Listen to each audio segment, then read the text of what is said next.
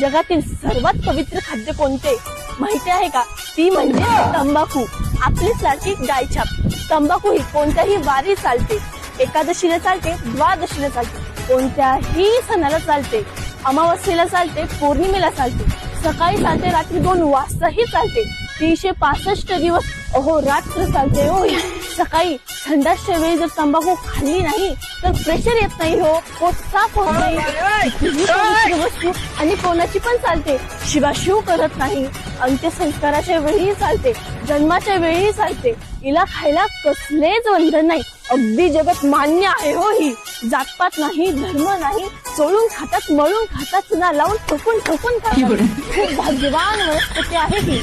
900 रुपये किलो आहे. काजू पेक्षाही महाग. अगदी गरीबातला गरीब खातो. काजू कधी खिशात ठेवणार नाही, पण ही सटवी आतल्या कप्प्यात राहते, अगदी हृदयाशी कवटाळून